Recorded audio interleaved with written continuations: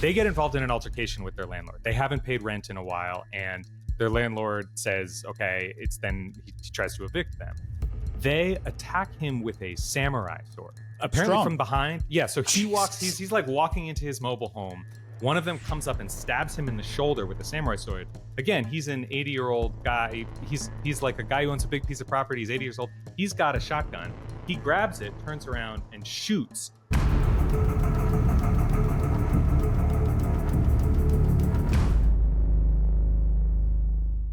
Ladies and gentlemen, welcome back. Hope you're ready for another episode of Change Agents, an Ironclad original presented by Firecracker Farm. Now, let's dive in.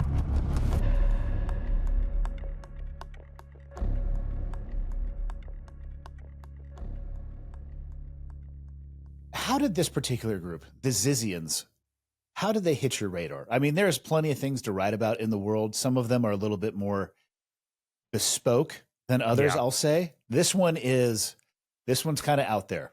Mm-hmm. Yeah, I mean, it was the day of Donald Trump's inauguration. There was a shooting right near the border in Vermont, and a Border Patrol officer was killed. Mm-hmm. And look, I'm online like everybody else. And my first reaction, beyond sort of like sadness at what was obviously a tragedy, was the sense that this was just going to get locked into a set of political narratives that are impossible to extricate from. And already, like you saw it already, there were people already sort of taking sides, like preparing to kind of, tabloidize it and turn it into whatever was going to best help their political kind of pursuits. And then it started to come out through, let's say, tech side sources, sort of people that I don't necessarily follow on Twitter, but I'm 2 or 3 degrees removed from, who are themselves involved in AI research, rationalism, all these other things.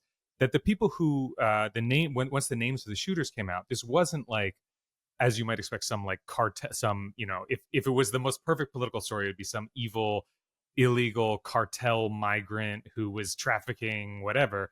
Turns out it was 2 computer scientists, one of whom was an American citizen, the other of whom was, I think, a German citizen who had spent a lot of time and was gainfully employed in Canada and the US. And then it starts to come out again through people on Twitter sort of coming to this realization themselves that these are people who had been quite active online in the broad rationalist community, that they were, to use the Twitter word, they were mutuals with a lot of people. And of course, for me, that like immediately gets my, as a journalist, as a writer, like when you encounter something that is not what you expect, that is like sort of fully the opposite of what everybody else is expecting and hoping for, that's when you start to the gears start to turn, so to speak, and you sort of start to follow this down. And what I found was this intersected, as I've been saying, with the world of rationalism, which is a kind of a world that I've been pretty fascinated with for a long time, because it's, on the one hand, like, for me, it's not quite how my brain works, and it feels like a totally crazy way of thinking and network of individuals and set of ideas. But on the other hand, is extremely influential in the tech industry, which is most of what I cover. And, my interests are in particular about sort of the culture of the software industry, the culture of tech, how tech, the culture of that industry itself, but also how it influences, the culture of the rest of us who use these products.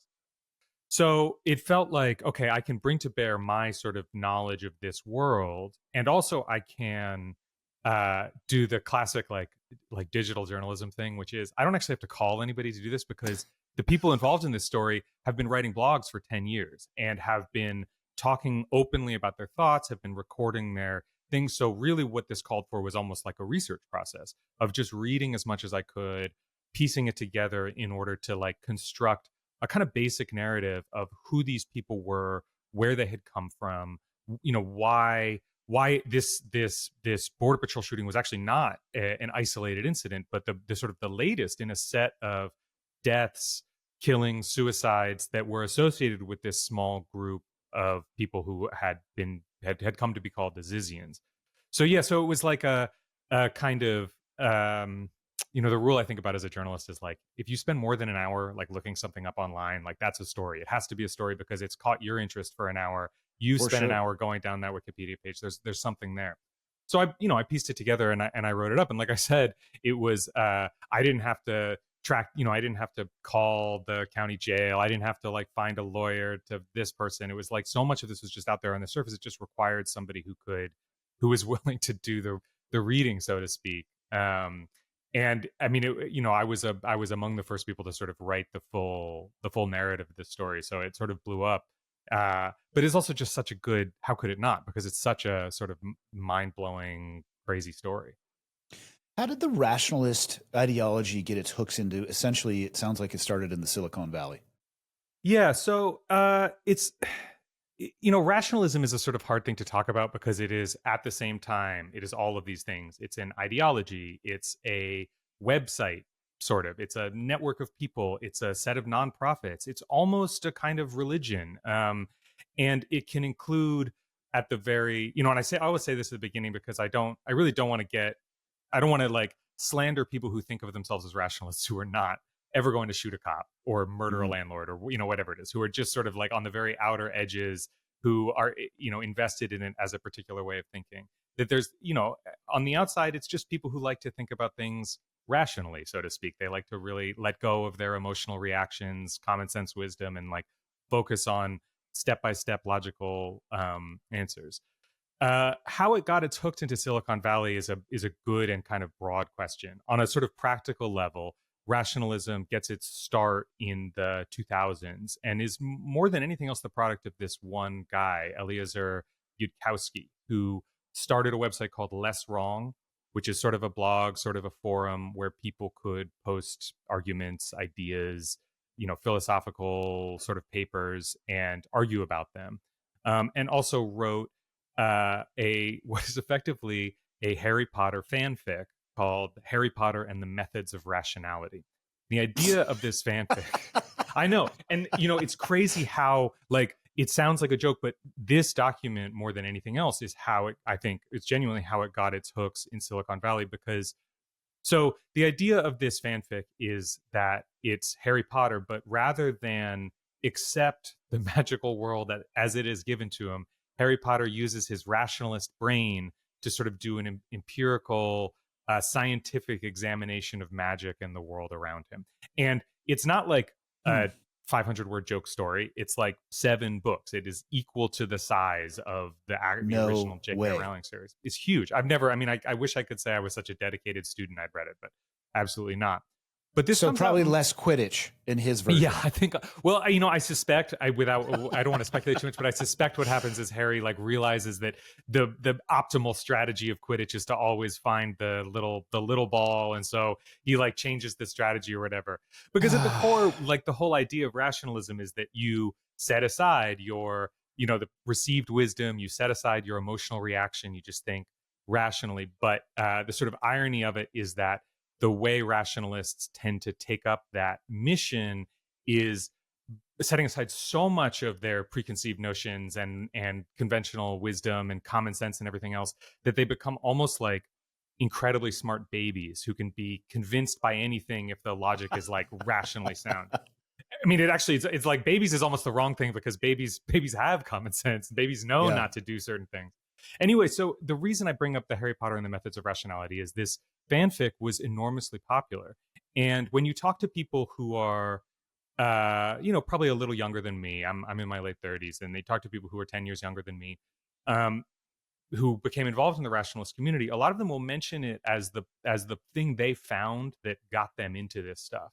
Because they were probably themselves Harry Potter fans. They were in their, adolescence, early teenage years, and they, this is like a very generic story. I don't want to say that every single rationalist was like this, but like basically, if you were maybe a smart, nerdy kid who didn't have a weird social life, didn't really get along with other kids, maybe was an outcast, if you came across this, your favorite fictional character thinking in a way that was really sort of appealing to you, that like you understood implicitly the kind of scientific, anti-emotional like study of forces and objects as a particular way that you maybe think, it opens up this world to a whole kind of social group that you feel much more welcomed into and accustomed to.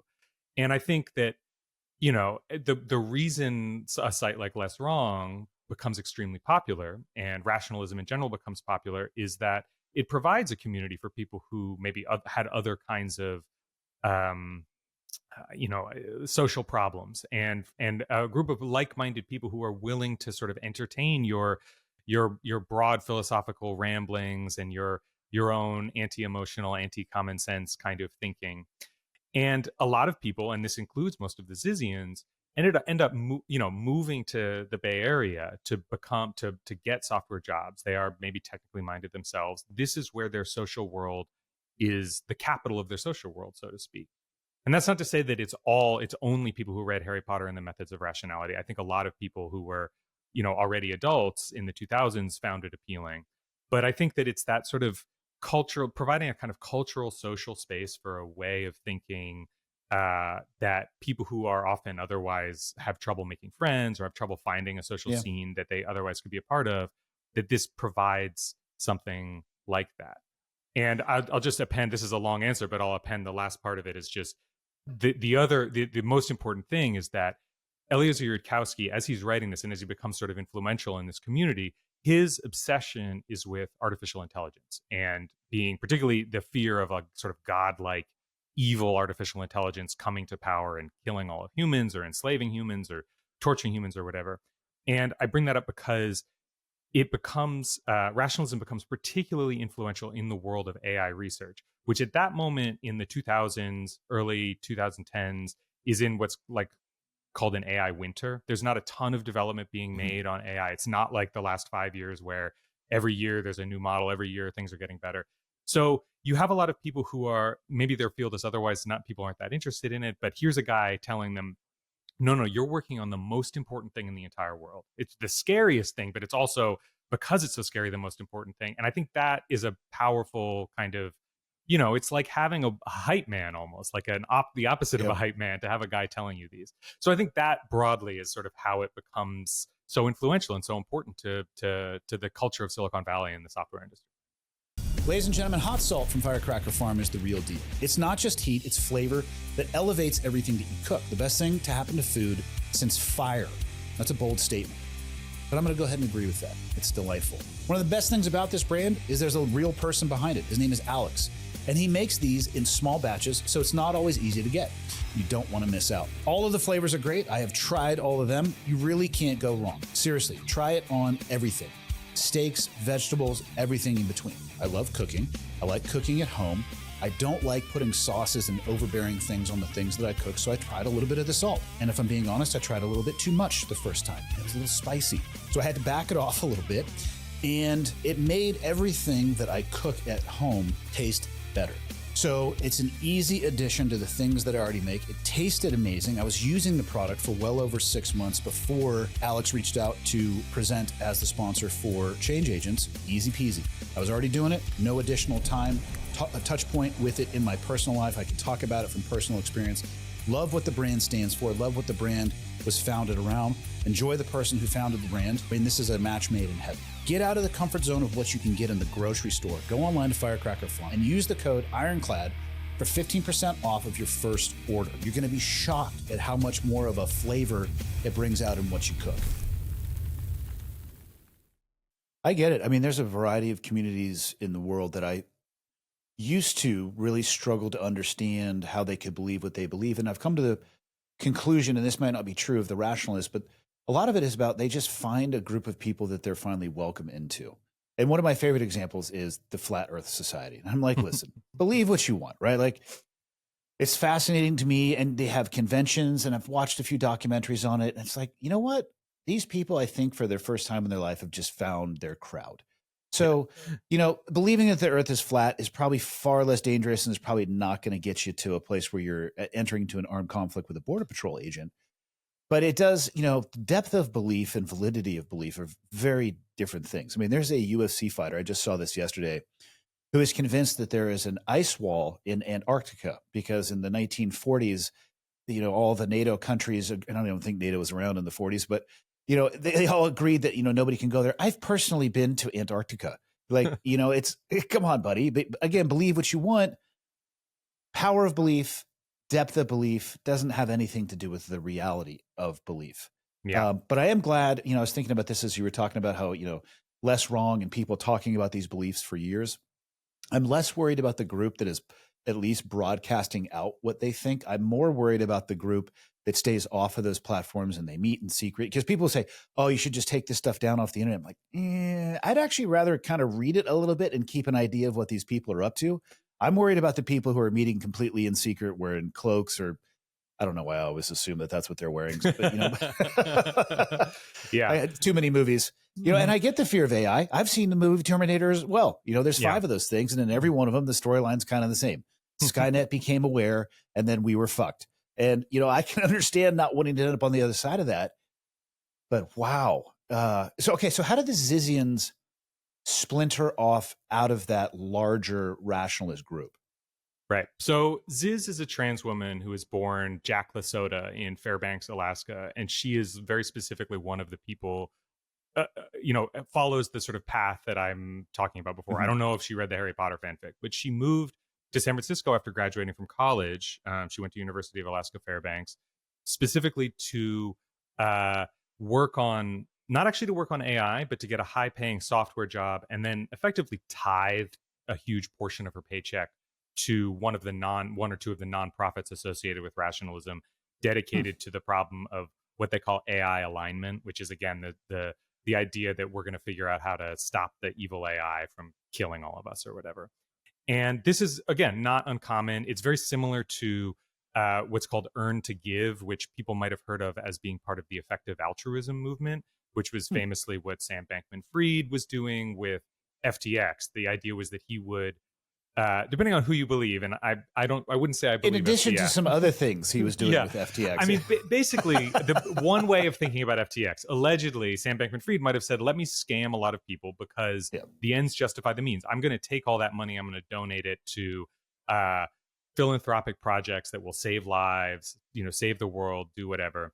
And so there are many different versions of this. The version that Ziz was doing was, I'm going to go get a high-paying software industry job. I think she moved in 2010, 2012, maybe, back when it was almost easy if you had a computer science degree to just walk in and get a great job. And she was going to give a lot of money to the Machine Intelligence Research Institute, which is one of the main rationalist nonprofit institutions, again, dedicated to the problem of AI alignment. They publish white papers. This is not necessarily an evil institution. I don't think they've got the cloaks and the pentagrams on the floor or whatever. I think at best you would say it's sort of a waste of money and time. Like, they're influential. It feels a lot more like the good work on alignment gets done inside these companies, inside Google and Facebook and OpenAI and Anthropic.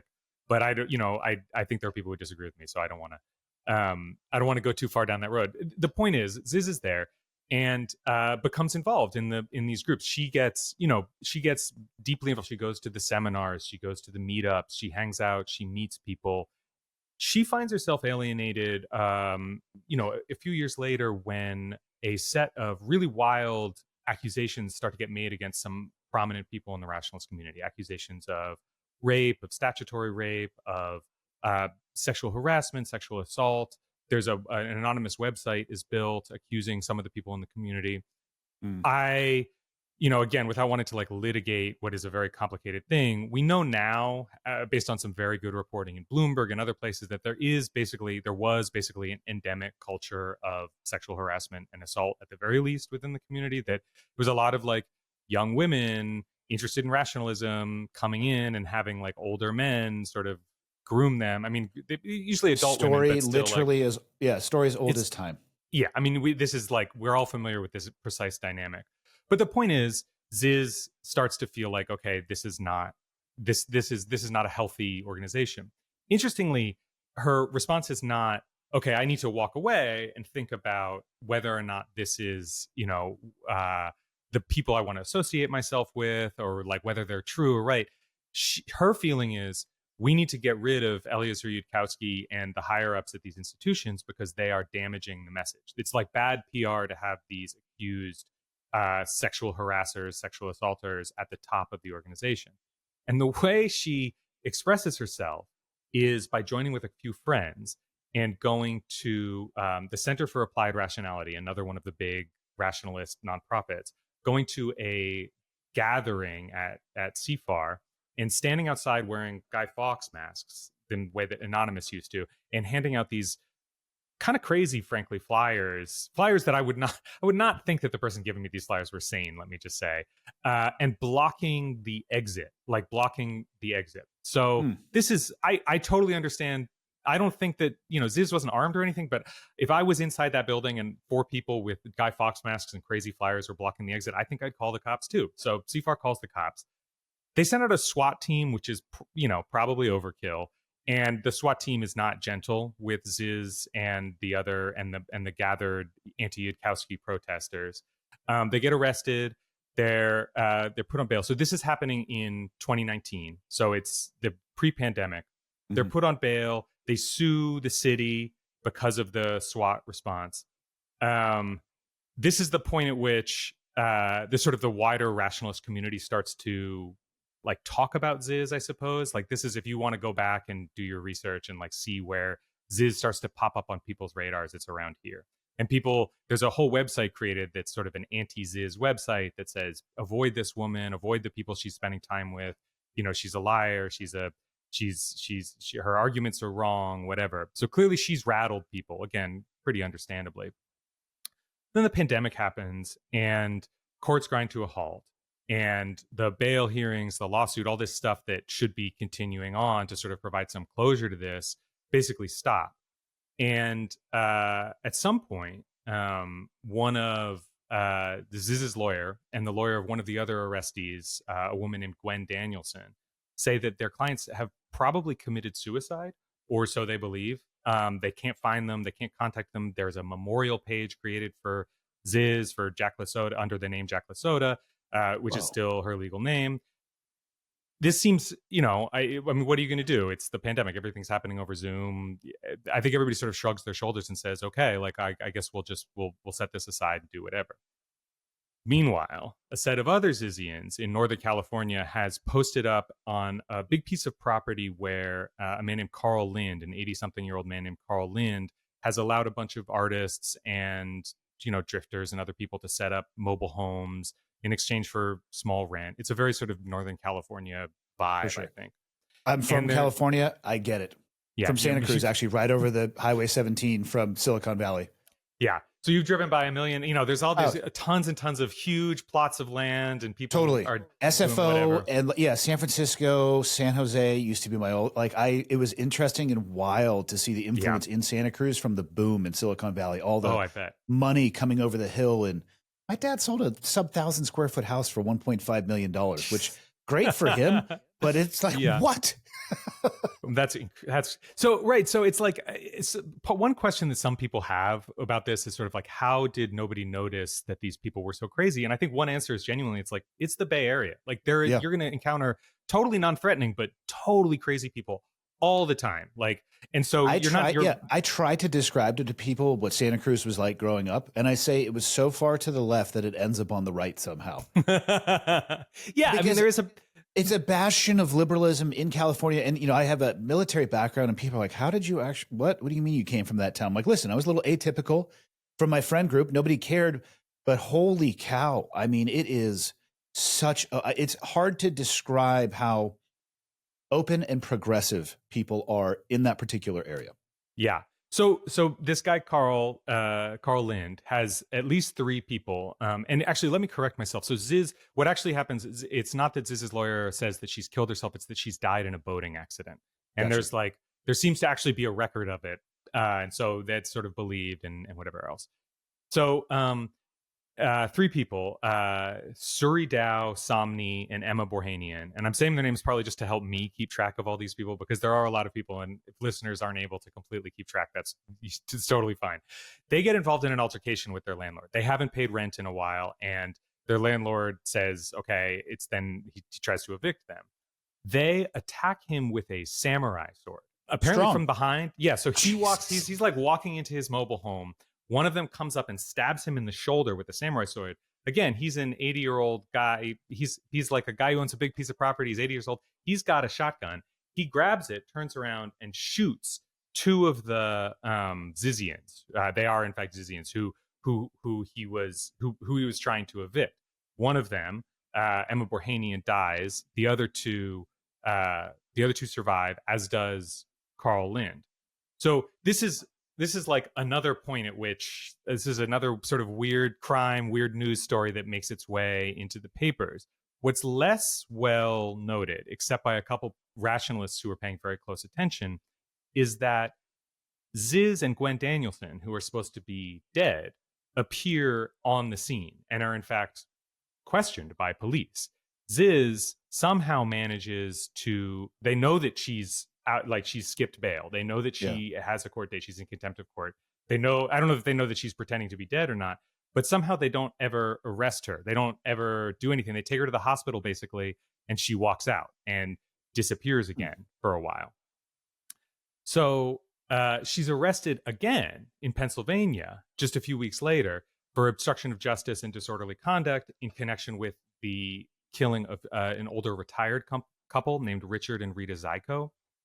Their daughter, whose name is Michelle and sometimes goes by Plum, was a friend of Ziz's. And apparently police believed that Ziz was involved in the homicide but couldn't ever pin her down in one way or another, at least at the time.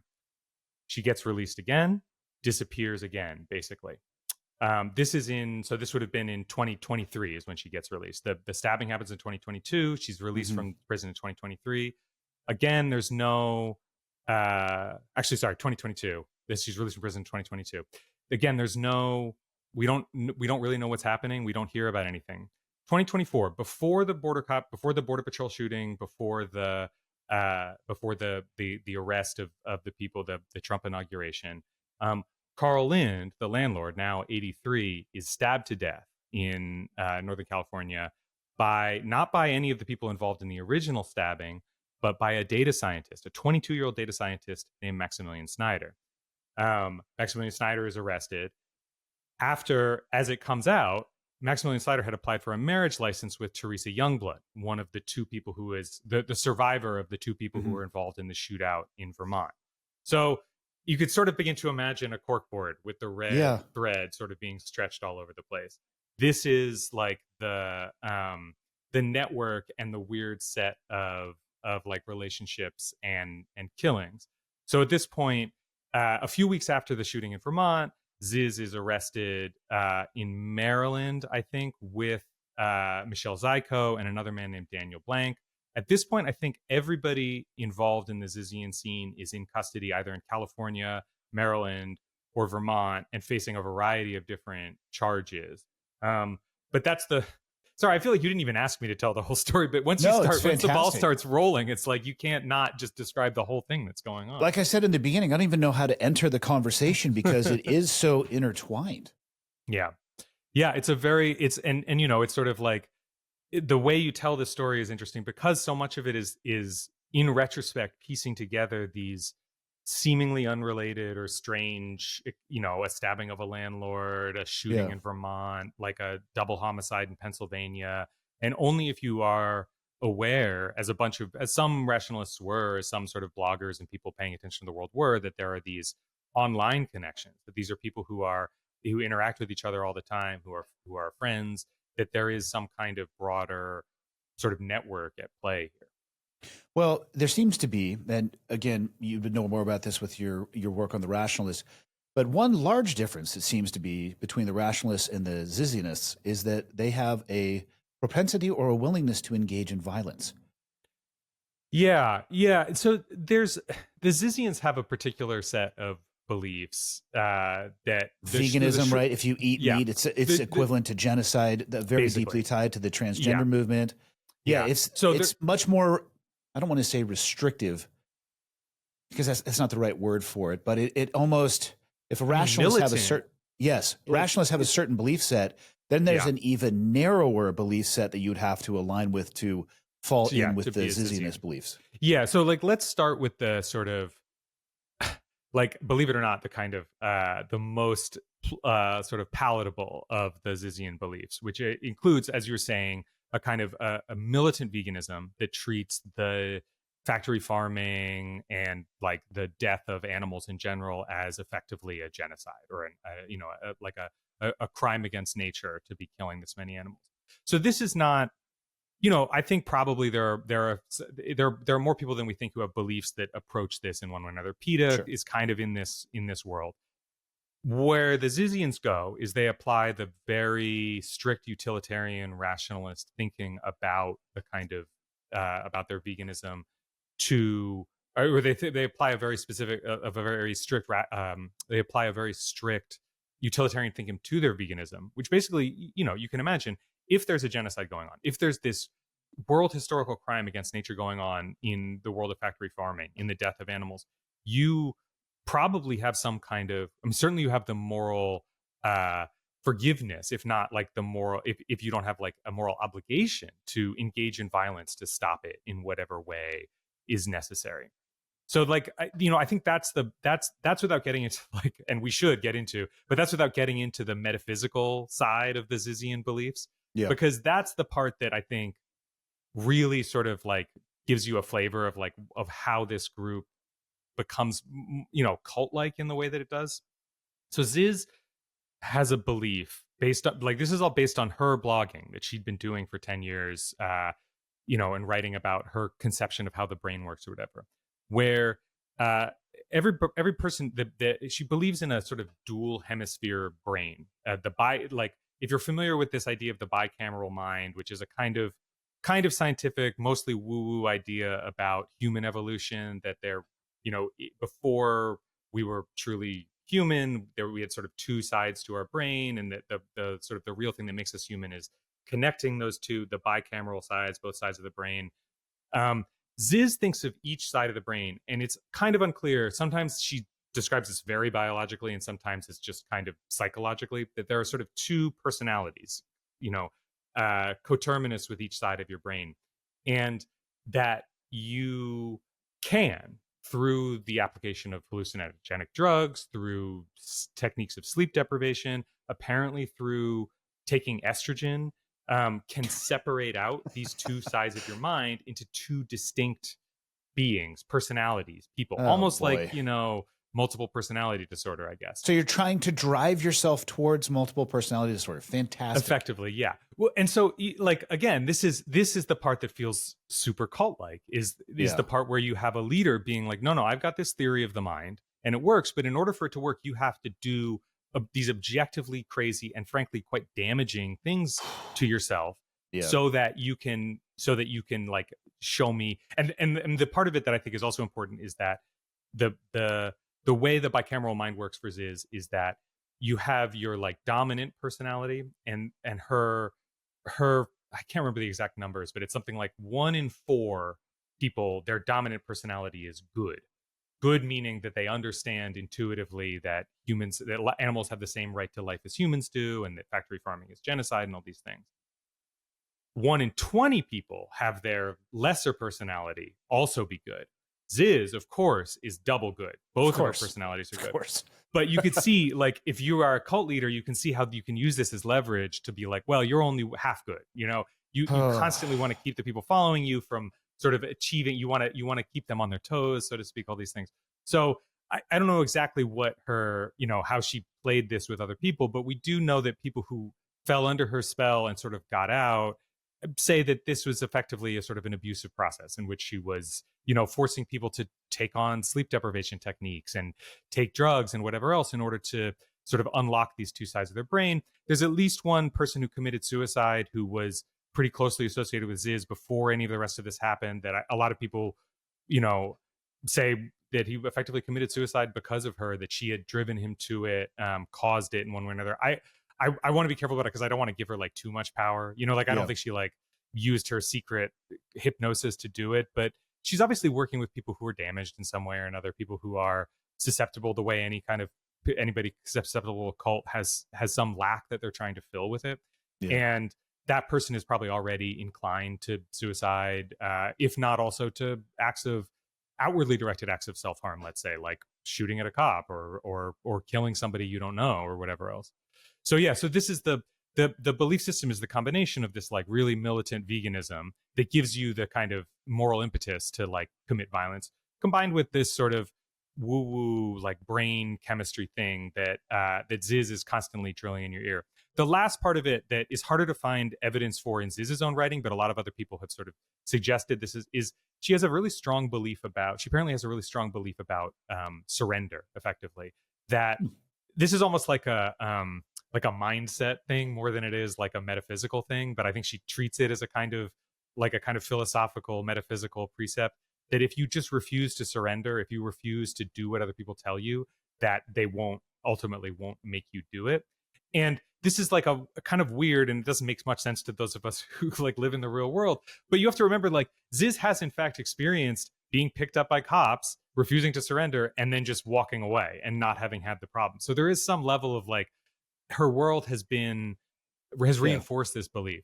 And I think that too suggests why, for example, when those two people in Vermont were pulled over by the cop, they decided to do it, to like have a shootout instead of just, because I'm sure, I don't think they, like, what's the worst that would have happened? They would have been in jail for a few days. I think they had some guns that, for possession of weapons. It's rural Vermont. Like, I don't think they're going to be in super trouble, but instead they decide to draw and fire, and one of them is dead and one of them is in jail now. My children, of which now thankfully they're out of this phase, but they used to go with the no surrender approach too. Go to bed. No. Come eat your dinner. No. Take a bath. No. And I would try the other way. I'm like, whatever you do, don't come and eat dinner. They're like, good, I'm not going to. Don't bathe yourself. Fine. I like it. But they were kids. And it's just, I just am convinced that children. Well, I will say I have a 4.5-year-old, and he does the same thing. And the problem is I give in just often enough that it's always worth it for him to push back, because he knows out of it. Yeah, exactly. He does. And I think that part of what's going on here is a sort of like a broad kind of it's not just immaturity, it's a kind of a lot of people who haven't quite grown up socially. I don't want to, like, it's weird because you don't want to sit around and talk about people in like high school terms or in two sort of nasty, condescending social terms. But I do think rationalists in general, and the Zizians maybe in particular, there is a really distinct kind of flavor of social ineptness or social incompetence that I think is really related to this kind of thing, that you never grew into knowing how to interact with other people in a sort of maximally mutually beneficial way, which includes both like knowing when to acquiesce to a demand, knowing when to say yes, knowing when to go with it even when you don't really want to. Also includes knowing when to be able to say, that sounds crazy, like I don't think I'm going to follow that. And I think some of it is, and this is a very sort of standard cult problem, is people who have an ill-formed sort of sense of self, who enter this world and find, this is not that different from what you're saying about flat earthers. I just think on an even bigger scale, they find a sense of self attached to these beliefs, attached to this community, and especially if they don't have. And I think this is where the sort of trans thing comes in, right? Because almost everybody involved in Ziz's circle is trans or says they're trans. And I say says they're trans because, I mean, this is hard, right? Like, whatever. I want people, people, as far as I'm concerned, people should be allowed to say who they are, describe their own identity. But I also think a lot of these people are under Ziz's sway in a way that makes me doubt that they were, are you taking estrogen because you have gender dysmorphia, or are you taking estrogen because you have some complex of other things going on, and this charismatic leader is instructing you to take it, is told you that you're trans, that your second personality is female, but your first personality is male, all these things. And I think that's more at stake than the specific transness of it, right? Though also, if you are trans and maybe your family rejects you, maybe you don't have a great relationship with the world you came from, you don't have any friends from high school anymore, whatever, you go out to San Francisco, you find these groups of people who are really welcoming, really, willing to accept you as you are, to talk about math and computer science and whatever else is interesting to you. That, like, this is one way that a person who is rejected by their sort of their families, their communities, their cultures at home might end up, if they can't find a way to construct a healthier self, a healthier chosen family, all these things. And I think, this is true not just in the rationalist community, not just with Zizians, it's true in all kinds of cult stuff. And, this is something I really felt when I was writing about this, that there is a relationship here. We've been talking about Northern California with the 70-year plus history of kind of this weird cult / political groupuscule / self-help group / religion, this set of institutions that emerge out of California and especially out of the Bay Area starting like way back in the 20th century, that has a real relationship to those. If it doesn't have a direct relationship, it has a kind of, it It's feels like corollary that for in sure. some ways. Yeah. Yeah. We also live in a time for the first, how old is Ziz? Ziz is like 30-ish, I think. I don't have So her exact age. we live in a time now where, for people who weren't socially adept, it was extremely difficult for them to have communication with anybody outside of, leaving their house. We live in a world now where we have these mediums where if you are not socially adept, you can communicate through a device or a screen, and it allows you to connect and, be welcomed or find a group of people that maybe feel the same. It's an interesting, I don't think the internet or, this connectivity is causing these type of things, but it's certainly, I would say it's an accelerant to a Totally. group like this, just because there's no way somebody in Vermont 50 years ago would have known anything about somebody in Fairbanks, or they would have never known that there was this ecosystem in the Bay Area. Yeah. Because there was no blog. I guess they could have written something in a newspaper. That'd be yeah. No, you'd have to move to Haight-Ashbury or the West Village or whatever. And you have to hear about it first to know that it was even a place to move to. Yeah. Whereas right now, you could accidentally encounter that just scrolling with your thumb. There's a sort of, I think a lot of Marxists would say that in the 19th century, one of the things that created the workers' movement wasn't just the sort of exploitation of workers, but the fact that industrialization put a lot of workers next to each other for the first time, sitting at a table, sitting, around machines, giving them a space where they were talking to each other, forming bonds of solidarity, forming, all the things that are necessary to create a kind of movement or a culture. And I used to joke, and I joke a lot less now, that the internet has done the same thing for a lot of antisocial, asocial, socially incompetent groups. And that includes you might generously just call the rationalists like mega nerds, and it does that for mega nerds for sure, but it also does it for you like alt-right guys. And also we know that the sort of the rise of extremist politics, if it's not caused by the internet, it sort of goes hand in hand with it, right? That there is, because you have the ability to see stuff that you wouldn't have seen before, because you can be sort of placed next to people who feel the same way you do, and also because and this is like an essential aspect of the story, because a site like Twitter, say, or a community like Less Wrong is going to oversample a particular kind of person, you can start to think that more people agree with you than actually do, because you're sitting there and you're like, I've got tens of thousands of retweets on Twitter, like the world is behind me. And it's like, well, compared to the population of the United States, 10,000 is nothing. It's a drop in the bucket. It's a dangerous confirmation bias. Yeah, absolutely. That's exactly what it is. So where is Ziz now? Ziz is in jail in Maryland. Finally. So Ziz got picked up a couple weeks later after these shootings in Maryland in a box truck with Michelle Zyko, whose parents were killed, and a man named Daniel Blank. They had been living out of a box truck, and once again, they had asked a man if they could camp on his land. And this was Maryland, not Northern California, so he was like, no. And then he called the cops because he knew the box truck was filled with weapons. So they all got arrested. They're facing a bunch of charges relating to narcotics that I actually don't quite understand. I'm not sure if there were drugs involved, if this is being thrown at them in some extra way. The most recent news is that the three are requesting to be tried together in front of a jury instead of separately, as I think the prosecutors wanted. But I believe Ziz is facing both these Maryland charges, and also they're trying to drop charges against her in Pennsylvania for the Zyko killings as well. Meanwhile, Maximilian Snyder, who killed Carl Lind, the landlord in California, also in custody in California, awaiting trial. Teresa Youngblood, the survivor of the killing in Vermont, is in Vermont awaiting trial. Danielle Zyko also has charges in Vermont for providing weapons to Teresa Youngblood. And I think that covers everybody. Emma Borhanian, who was the person who was involved in the original stabbing of Carl Lind, is also in custody in California, I think still awaiting trial.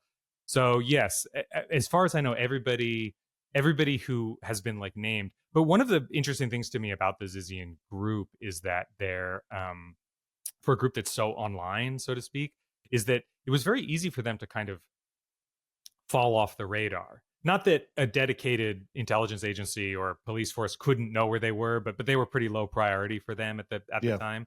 But I spent a lot of time sort of tracking Ziz's writing up to 2019, and then 2019 to 2025, all that stuff basically disappeared. And it's only because of a couple bloggers and Twitter users who had been very interested in the story and had been calling cops and getting and doing reporting themselves. I mean, I should call them journalists, really, that there was even a record of sort of what had been happening between 2019 and 2025. That they weren't, smartly, I suppose, for their purposes, they weren't on Instagram, they weren't on Twitter, they weren't like taking selfies or whatever, dropping their geotag. Um, so, in many ways, I'm glad to hear that we know where their locations are. We know where they are. Maybe there's a third or fourth, Zizian out there somewhere still Yeah. at large, but Just holding it's the not fort something down. I've heard of. Yeah, seriously, waiting for the moment.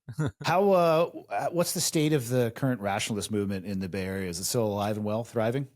Yeah, I mean, one of the really interesting, well, like just to continue on what we were saying before about the rationalist stuff and its relationship to sort of cults and the Northern California, alternative view economy, is that around the Me Too movement in general and a little bit after, it was facing a lot of the same kind Mm. of charges. We talked about sexual harassment and stuff. There Yep. was also a bunch of people who were writing essays less even about sexual harassment than just basically saying I got involved in a cult. Like this organization, this rationalist adjacent organization I got involved in was a cult, and I was treated as a cult member, and I was constantly being, deprogrammed and separated from my family and told that we were working on the most important thing in the world. And I don't know that that damaged it in some existential way, the rationalist community, but I think it certainly put the brakes on the more aggressive sort of side of it. And I think that, to the extent that there are different camps within rationalism, that the sort of the somewhat more mainstream camp has become more influential and dominant. But as part of a broader story, and this is really interesting to me as a tech journalist, as somebody who writes about the AI industry, is that I think the rationalist community, and specifically its set of fears about AI, was really useful to AI investors and executives in the 2010s when people were trying to raise money to fund research, when they were trying to insist on the importance and the value of the stuff they were working on. It was really nice to be able to say, well, look, this guy says, these people all say this is the Yeah. most important thing in the world. It might kill everybody. Please give us more money so that we can make this planet killing machine, because there's got to be money in that somewhere, or whatever. There's like, you want somebody saying this is really powerful and important. But as LLMs have come to the forefront, these chatbots like ChatGPT, as very clear sort of advances in what we call artificial intelligence or machine learning, as that's become, it's much less necessary to kind of do the hype when the product itself is doing the hype for you.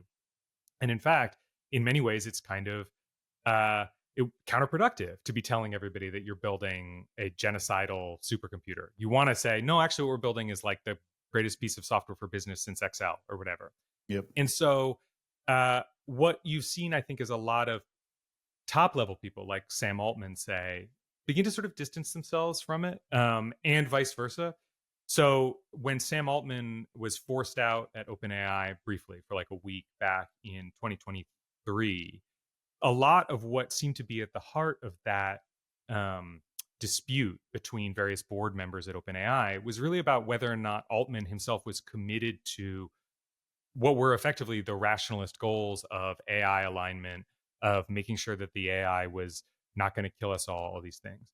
And I think Altman at some point, despite having spent years sort of not agreeing with the rationalists necessarily, but certainly being willing to sort of parlay with them and promote them and talk about them. And, his Ilya Sutskever, who was the chief scientist at OpenAI, was sort of dyed in the wool rationalist and AI, a true believer in the coming of artificial general intelligence, or AGI.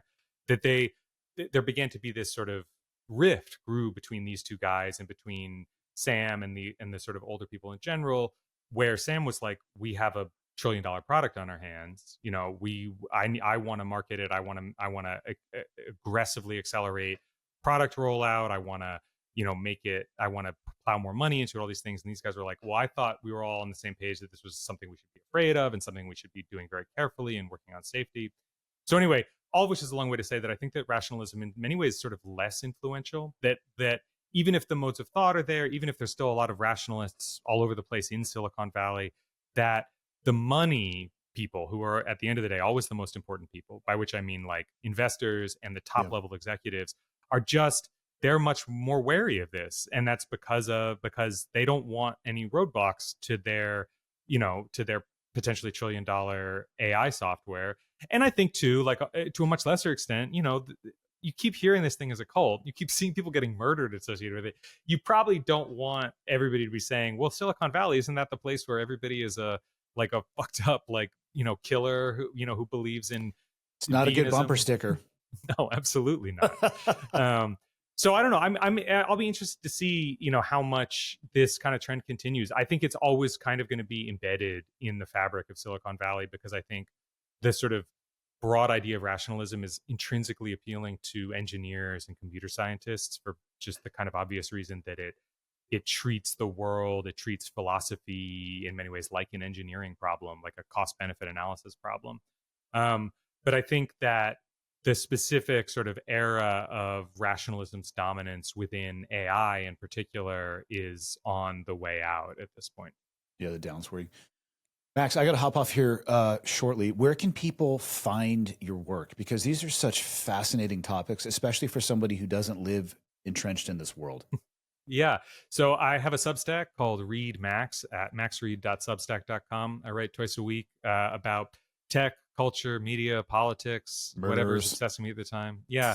Sci-fi movies. It's sometimes it's light. It's not always murder. But yeah, I encourage people to come check it out. So you can subscribe for free, and there's a paid subscription with more benefits. Thank you so much for having me on, by the way.